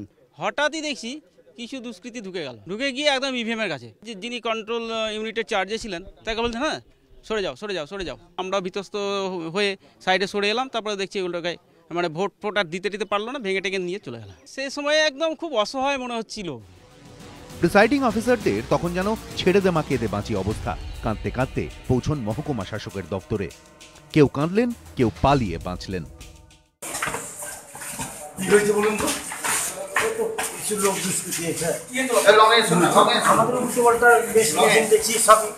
পালাতে বাধ্য হলেন কেন? ওদের সঙ্গে মৃত্যুর মুখে পড়বো আমি। কেউ প্রাণে বাঁচতে লুকোলেন শৌচাগারে। কতজন এসেছিল, কি বলছিল? দলে আমি ভয়তেই বাথরুমে লুকিয়েছিলাম তখন। এই অবস্থা দেখে অনেকেই শিউরে উঠছেন। প্রিসাইডিং অফিসার ভয়ের চোটে বাথরুমে গিয়ে বসেছিলেন। বুথের মধ্যে অন্যরা বসে আছে, জোর করে ভোট দিয়ে যাচ্ছে। এটা কি নির্বাচন না গণতন্ত্রের প্রহসন? এটা এভাবেই কেটে গেল আরও একটা ভোট। এই ভোটেও কেউ হারবে, কেউ জিতবে, কিন্তু ভোটের দিনের এই ছবিগুলো কবে পাল্টাবে জানতে চায় সাধারণ মানুষ। এবিপি আনন্দ।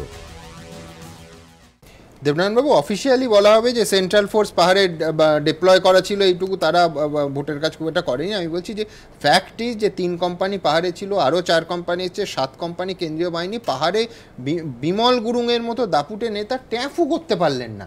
আমি বলছি কোথাও তো তাহলে আবার মানতে হবে যে সেন্ট্রাল ফোর্স দিয়ে ভোট করার কথা। এ তো বিরোধীরা এই দাবি তুলবেন। এবং দেখুন, আরেকটাও বলতে পারেন, যেটা অবাধ ভোট হলে তৃণমূলের ভালো ফল হওয়ার সম্ভাবনা পাহাড়ে, শান্তিপূর্ণ ভোট হলে সেই জন্য পাহাড়ে শান্তিপূর্ণ হলো, এই প্রশ্ন তো তুলছেন বিরোধীরা। তুলতেই পারে, কিন্তু আমার প্রশ্ন হচ্ছে কি, এই যে লোকাল বডির যে ভোটগুলো, এ তো সারা ভারতে কিভাবে হয়? এতে কেন্দ্রীয় বাহিনী দিয়ে হয়? প্রশ্ন হচ্ছে রাজ্য সরকারের দিয়ে, কিন্তু না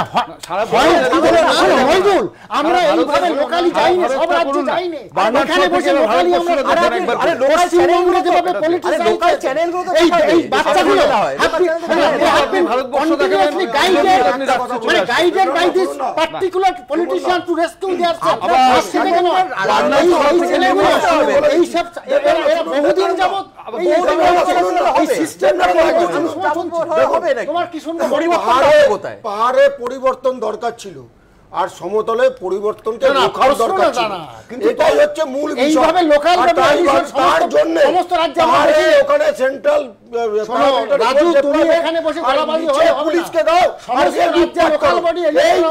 এই নির্বাচন ছিল যে 3টে পুরসভা, সমতলের পুরসভা বাদ দিলে পাহাড়ে ভোট কিন্তু শান্তিপূর্ণ, মানতেই হবে সব পক্ষকে, সব দলকে।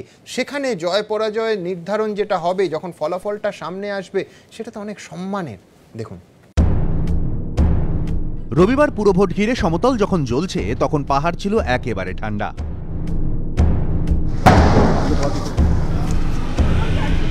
পূজালি থেকে ডোমকল বা রায়গঞ্জ বারবার বোমা গুলির শব্দে কেঁপে উঠেছে।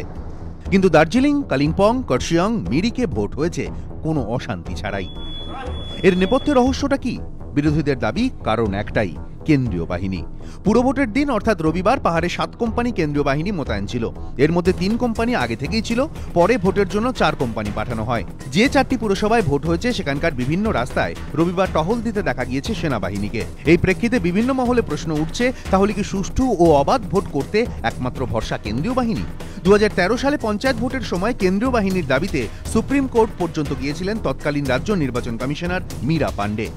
সেন্ট্রাল ফোর্স থাকলে যেটা হয়, মানুষের মনে একটা আস্থা থাকে, তারা মনে করেন যে আমরা সেফলি গিয়ে ভোটটা দিতে পারি। এটা মানুষের মনকে শক্ত করার জন্যে আরও নেসেসারি হয়েছিল তখন। এখন পাহাড়ের প্রসঙ্গ টেনে একই কথা বলছে বিরোধীরা, তবে তাদের দাবি কেন্দ্রীয় বাহিনী নিয়ে দ্বিচারিতা করেছে রাজ্য সরকার। রাজ্য দেখলো যে পাহাড়ি এলাকায় আমি তাণ্ডব চালাতে পারবো না, তাই সেখানের জন্য তিনি কেন্দ্রীয় বাহিনী চাইলেন, কিন্তু সমতলে কি করলেন, স্থানীয় পুলিশ দিলেন। মমতা ব্যানার্জি নিজের দ্বিচারিতা দেখুন এখানটায়। যদিও শাসক দল এই যুক্তি মানতে নারাজ। কেন্দ্রীয় বাহিনী তো আগে থেকেই পাহাড়ে ছিল, ভোটের জন্য না তারা শুধু সামলায়নি, রাজ্যের পুলিশও সামলেছে। রাজ্যের এমন কোনো সমস্যা তৈরি হয়নি যেখানে কেন্দ্রীয় বাহিনীকে আসতে হবে। আমাদের রাজ্যের পুলিশের উপর যথেষ্ট বিশ্বাস আছে, ওদেরও আছে, নাহলে ওরা কি করে বলে যে আমরা সেকেন্ড হয়েছি কাঁথিতে তো কেন্দ্রীয় বাহিনী ছিল না। পাহাড়ে কেন্দ্রীয় বাহিনী দিয়ে সুষ্ঠু ভোট হলে সমতলে কেন নয়, একই প্রশ্ন সংবিধান বিশেষজ্ঞদেরও। বলা হচ্ছে সেন্ট্রাল ফোর্স নিয়ে আসা হয়নি কেন? ইলেকশন কমিশন কোনো চেষ্টা করেছে? বলা হচ্ছে যে পাহাড়ে ভালোভাবে নির্বাচন হয়েছে, সেন্ট্রাল ফোর্স ছিল সেখানে, তো এখানে আনতে কে বারণ করেছিল? বছর ঘুরলেই পঞ্চায়েত ভোট। রবিবারের ছবি দেখার পর তা নিয়ে উদ্বিগ্ন বিরোধীরা। পঞ্চায়েত ভোট এই জিনিস হলে এই জিনিস হবে, এইভাবে মানুষকে নতুন করে ভোটে যাওয়া উচিত হবে কিনা বাংলায়, এটা নিয়ে সব দলকে ভাবতে হবে। আমরা চাইছি পঞ্চায়েত নির্বাচনটা সুষ্ঠু হওয়ার যা বিধি করা যায়, যাতে ফেয়ার ইলেকশন হতে পারে তার মেকানিজম খুঁজে বার করতে হবে। কটাক্ষের সুরে পাল্টা জবাব দিয়েছে তৃণমূল।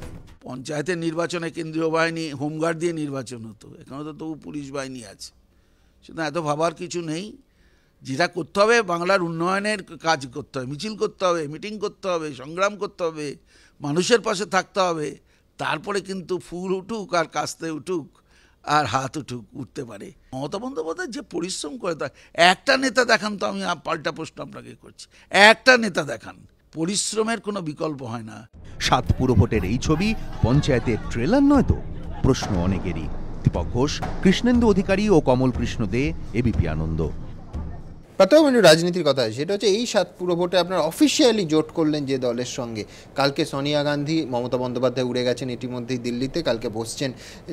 জোট শরিকের অবস্থান নিয়ে এই রাজ্যে কিন্তু আপনার বিভ্রান্তি সৃষ্টি হয় না। প্রথম এজেন্ডা হচ্ছে সেটা বোঝা উচিত যে এই রাজ্যে যেখানে গণতন্ত্র আক্রান্ত, সেখানে দাঁড়িয়ে যে গণতান্ত্রিক সমস্ত শক্তি তাদেরকে একটা জায়গায় দাঁড়াতে হবে যে এই মানুষের গণতান্ত্রিক মূল্যবোধ অধিকারগুলোকে রাখার জন্য। সেখানে যারা আসতে চাইবেন তারাই স্বাগত, এবং সেখানে ধর্মনিরপেক্ষ এবং গণতান্ত্রিক এটা হতে হবে। সেখানে দাঁড়িয়ে কংগ্রেস তাদের সাথে যে তলার দিকে যে জোট, সেখানে মানুষ মেনে নিচ্ছিলেন, এগোচ্ছিলেন, কিন্তু এখানেই আপনি বুঝবেন এটা সাফল্য না। এটা সাফল্যটা কোথায়? না, আমি বলছি যে কুস্তি দোস্তির সম্পর্কটা হচ্ছে যে রাজুরা এক্সপ্লেন করতে পারবেন, কেননা মমতা বন্দ্যোপাধ্যায় দিল্লিতে হামলা করে, আর এখানে আসলেই হচ্ছে যে কুস্তি। এই জায়গাটায় আছে বিশ্বাসযোগ্যতা আছে, যে ওখানেও তো বললাম আপনারা পুরো ভোটে 4% ভোট পেয়েছিলেন 2015, আপনারা বেশি। আমি আসবো তার আগে রাজনীতির কথা যখন উঠলো, রাষ্ট্রপতি নির্বাচনে বিরোধীরা ঐক্যমত্যভাবে কোনো প্রার্থী কি দিতে পারবেন, সেই উদ্দেশ্যেই আজ দিল্লি গেলেন মমতা বন্দ্যোপাধ্যায়। কালকে তার বৈঠক সোনিয়া গান্ধীর সঙ্গে। দেখুন, একদিকে রাজ্যে যখন তৃণমূলের বিরুদ্ধে মুখোমুখি লড়াইয়ে কংগ্রেস, তখন দিল্লিতে সেই তৃণমূলের নেত্রীর সঙ্গেই বৈঠকে বসতে চলেছেন কংগ্রেসের সভানেত্রী। নরেন্দ্র মোদীর রাষ্ট্রপতি পদপ্রার্থীর বিরুদ্ধে পাল্টা প্রার্থী দাঁড় করাতে চাইছে বিরোধীরা।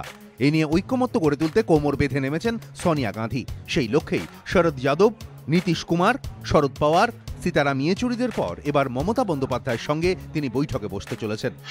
মঙ্গলবার 10 নম্বর জনপথে সোনিয়া মমতা বৈঠক।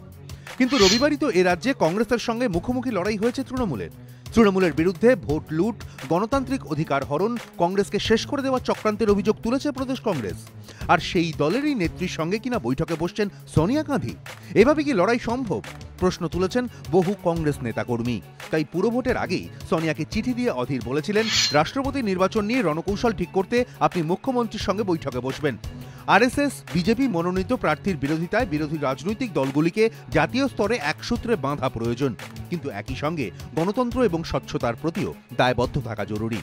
আপনার নেতৃত্বে রাজ্যের কংগ্রেস কর্মীরা গণতন্ত্র ও ধর্মনিরপেক্ষতার স্বার্থে তৃণমূল এবং বিজেপির বিরুদ্ধে লড়াই চালিয়ে যাবেন। বাংলার মুখ্যমন্ত্রীর যদি তিনি উন্নয়নে বিশ্বাস করেন, তাহলে তাকে আমার চ্যালেঞ্জ, উনি ভোট করে দেখান যে উনি দমকল জিতবেন, উনি ভোট করে দেখান যে উনি রায়গঞ্জ জিতবেন। যদি উনি দমকল জিততে পারেন, রায়গঞ্জ জিততে পারেন, আমি কথা দিলাম আপনাদের সামনে যে আমি আমার এমপি পদটা পর্যন্ত পদ ছেড়ে দেব। রায়গঞ্জ পুরসভা কংগ্রেসের দখলে ছিল, তা ছিনিয়ে নিতে চাইছে তৃণমূল। মুর্শিদাবাদ অধীর চৌধুরীর শক্ত গড়, তা দখল করতে চাইছে তৃণমূল। পূজালী পুরসভাও একদা কংগ্রেসের দখলে ছিল, দল ভাঙিয়ে তার দখল নিয়েছিল তৃণমূল। এবার সরাসরি জিততে চাইছে তারা। রাজ্যে যখন তৃণমূল কংগ্রেসের এরকম সাপে নেউলে সম্পর্ক, তখন দিল্লিতে মঙ্গলবার বৈঠকে বসতে চলেছেন সোনিয়া গান্ধী ও মমতা বন্দ্যোপাধ্যায়। কিন্তু দিল্লিতে দোস্তি, রাজ্যে কুস্তি কি সম্ভব? কটাক্ষের সুরে প্রশ্ন ছুড়ে দিচ্ছে বিজেপি। সোনিয়া মমতা বৈঠককে গুরুত্ব দিতে नाराज তারা। मेरे को लगता है कि एनडीए जो अपना उम्मीदवार चुनेगा वो भारी वोटों से जीतेगा। कुछ ममता जी, कुछ कांग्रेस के कुछ लोग हो सकते हैं कि ठीक है विरोधी होने के कारण विरोध करें। सारे राजनीतिक दल चाहे भले वो भारतीय जनता पार्टी के एनडीए में शामिल नहीं हो, पर वो दिल से ये कहते हैं कि हाँ मोदी जी बहुत अच्छा काम कर रहे हैं। মমতার অবশ্য সাফ কথা, দেশের স্বার্থের কথা মাথায় রেখেই তিনি কাজ করছেন।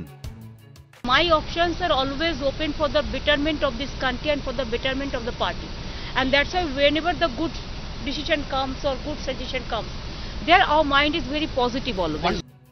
পর্যবেক্ষকদের একাংশের মতে জাতীয় রাজনীতির বাধ্যবাধকতায় মমতা ছাড়া মোদী বিরোধিতা এগিয়ে নিয়ে যাওয়া সম্ভব নয় সোনিয়ার। উল্টো দিকে এ রাজ্যে তৃণমূলের কাছে আত্মসমর্পণ করলে মুর্শিদাবাদ, মালদা, উত্তর দিনাজপুরের মতো যে কটা জায়গায় এখনও কংগ্রেস আছে তাও হাতছাড়া হওয়ার জোরালো সম্ভাবনা।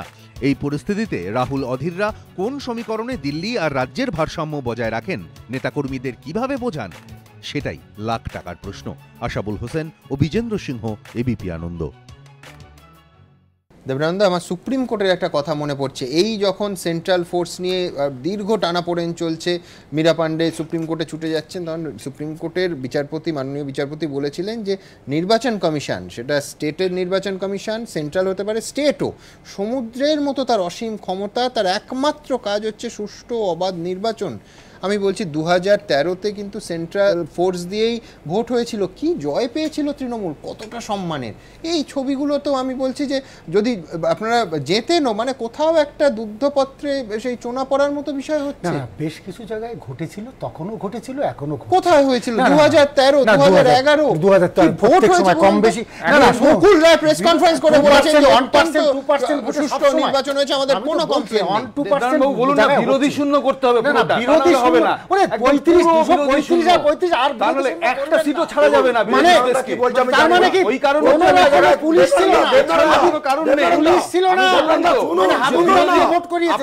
বিরোধী শূন্য রাজনীতি করতে হবে, আপনারা পিছিয়ে যাবেন। আপনাদের কি প্রয়োজন এই কাণ্ডগুলো করছেন আপনারা? যে পশ্চিমবঙ্গের বিরোধী শূন্য করবে, বিরোধী শূন্য না, 20% আপনি গণতন্ত্রের কথা বলছেন আর বিরোধী প্রতিদ্বন্দ্বী ছাড়া জিতে গেছে। আপনারা কি নির্বাচন দেখাচ্ছেন? কোথায় প্রতিদ্বন্দ্বী? কি আপনারা ঠিক সেইভাবে বেছে বেছে লোক বসাচ্ছে। আমি আরেকটা কথা বলি, যে লোকেদের দিয়ে এই নির্বাচন করানো যায়। এই যে একে সিংকে রেখে ইলেকশন করছে এই কারণের জন্য, যাতে চোখে গুলি না হয়ে যাচ্ছে, এই ধরনের লোককে নিয়ে আপনারা চেয়ারে বসিয়েছেন। গণতন্ত্র বর্জিত হচ্ছে এবং তারা অ্যাকাউন্টেবল থাকছে সরকারের কাছে, মানুষের কাছে। আমি আপনাদের দেখাতে চাইবো যে এই যে বিষয়টা নিয়ে যেভাবে সন্ত্রাসের ছবি বারবার গোটা দিন আমাদের সামনে এলো, সাধারণ মানুষের জীবন কোথাও কিন্তু প্রভাবিত হচ্ছে। আপনাদের দেখাবো চড়কের মেলা, বাঙালির খুব চেনা উৎসব, সেই চড়কের মেলায় কি প্রভাব ফেললো এই সন্ত্রাস। মাল নিজের দায়িত্বে রাখুন। পকেটমারদের হাত থেকে বাঁচতে অনেক বাসের ভেতরই লেখা থাকে এই সতর্কবাণী। রবিবারের পুরভোটে যথেচ্ছভাবে বোমাগুলির পর এই ঢঙে সতর্কবাণী শোনা গেল উত্তর দিনাজপুরের রায়গঞ্জে। সোমবার ঘুরে ঘুরে মাইকে প্রচার করা হলো, চড়ক মেলায় যারা আসবেন নিজের দায়িত্বে আসুন। প্রতি বছর বৈশাখের শেষে রায়গঞ্জের তুলসীতলায় স্পোর্টস ক্লাবের এই মাঠে হয় বৈশাখী চড়ক মেলা। এবারও তেমনটাই হবার কথা ছিল, কিন্তু সবকিছু পাল্টে দিল ভোট। এই তুলসীতলা এলাকাটি পড়ে রায়গঞ্জ পুরসভার 7 নম্বর ওয়ার্ডে। ভোটের দিন সকাল থেকে এই ওয়ার্ডে উত্তেজনা চরমে ওঠে। কোথাও বোমাবাজি, কোথাও বাহুবলীদের এলোপাথারি গুলি, কখনো আবার অবাধে ছাপ্পা ভোট। গণতন্ত্রের উৎসবে এসবই দেখেছে রায়গঞ্জবাসী, আর তাতেই মেলা কমিটির মনে আতঙ্ক, যার জেরে এবার চড়ক মেলা বাতিলের সিদ্ধান্ত নিয়েছে তারা। সোমবার এই মেলা হওয়ার কথা ছিল, আর এদিন সকাল থেকেই তা বাতিলের কথা পাড়ায় ঘুরে ঘুরে ঘোষণা করা হয়।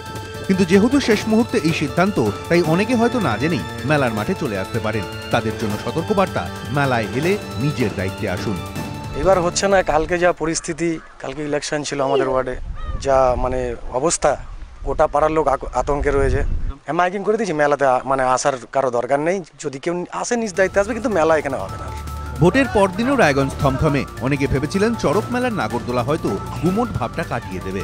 তেলে ভাজা জিলিপির সঙ্গে মেলায় একটা বিকেল হয়তো শহরটাকে চেনা ছন্দে ফেরাবে, কিন্তু তা আর হলো কই।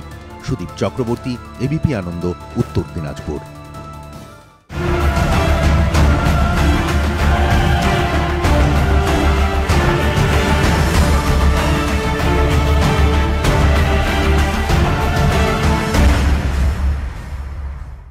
ঘণ্টাখানেক সঙ্গে সুমন নিবেদন করছে আধুনিক টিএমটি বার্স, ভরসা হমেশা। Oshea herbals, Phytogen hair oil and vitaliser, gain hair naturally. NIPS hotel management, eastern India's number 1। Partner by, অনিয়মিত জীবনে লিভারের সুরক্ষায় ব্যবহার করুন Livocin DS. Adi Akshay and company, College Street ও বড়বাজার।